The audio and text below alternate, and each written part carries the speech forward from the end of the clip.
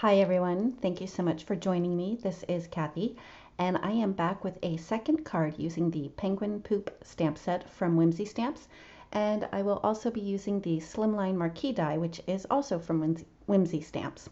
I started out by running the die through my Gemini Junior die cutting machine with a piece of 80-pound Cougar Super Smooth cardstock.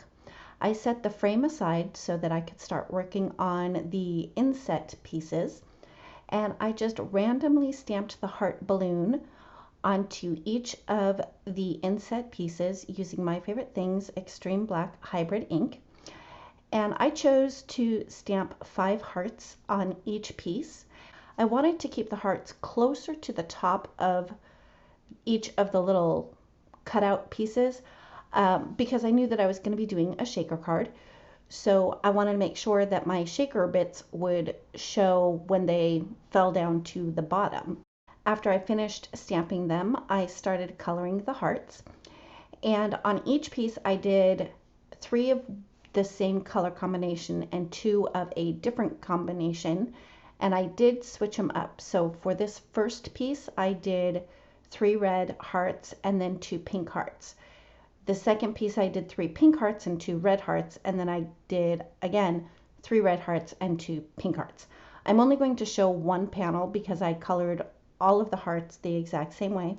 I started with the darkest red and concentrated that color towards the bottom of each balloon, and as I went up the sides I made sure to leave white space around the edges. Then I went in with my mid-tone, which was R35, and blended that out a little bit more, and then went in with R22 and blended all of the colors together and filled in the white areas that I left around the edge. I'm still getting used to the Cougar Smooth cardstock with my Copics, so I do end up going back over the red hearts again with the mid-tone, and I think I did the same thing with the pink hearts as well. For the pink hearts, I started with RV25 and did the same thing, kept the darkest color concentrated down the bottom and took it up along the sides a little bit, still keeping that white border around the edge. Then I went in with RV14 and filled in most of the heart, but still leaving that white border. Then I went in with my lightest color and just blended all of those colors together. I'll be sure to have all of the marker colors that I used, as well as the supplies that I used, listed down in the description below. After I was done with all of the coloring, I used a fine tip black pen to add some strings to each of the heart balloons. I didn't really have any rhyme or reason to this. I just drew a line. Some of them had a loop, some of them were just kind of squiggly. I did try to continue a balloon string if there was one that would fall behind another. I just kind of eyeballed that. And then to add a little bit of a highlight on each of the balloons, I just used a white gel pen and did kind of like a little comma shape, and I would just pick one side or the other. Again, no rhyme or reason for that. I die cut a piece of pink cardstock using a Slimline die from Trinity Stamps, and I knew that I wanted to have the white frame popped up because this is going to be a shaker card. So I just held that in place and adhered down the pieces with the heart balloons on that, and I just used my AdTech tape runner for that. Next I used my Tombow liquid glue. You know, people can say Tombow mono multi, what is it called? Tombow multi mono liquid glue. I love how people can say that so fast, and I get totally tongue twisted anytime I try to say that. So I used my Tombow liquid glue and put that on the back side of the white frame, and then adhered a piece of acetate down on that for my shaker windows. The next thing I did was put a whole bunch of foam tape on the back side of that frame. I'm not going to show you all the foam tape I put on there. I just want to give you the general idea that when creating a shaker card, you do want to have your foam tape as close to the window opening as possible. And you also want to make sure that all of the foam tape is touching around each of the window openings so that your shaker bits don't fall out. I did cover the entire back side of that white frame with foam tape.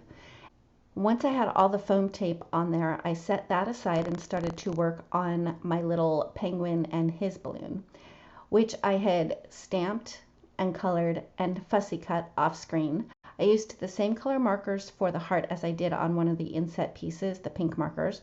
And for the penguin, I colored him the same way as I did in my previous video.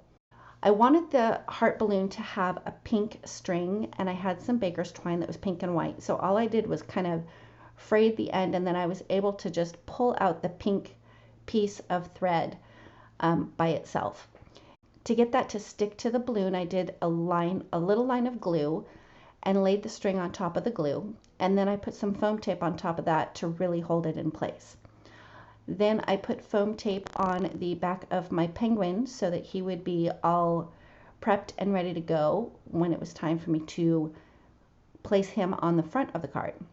Once I had the heart balloon and the penguin prepped and ready to go, I set those aside and grabbed the piece with the heart balloons and added my shaker bits.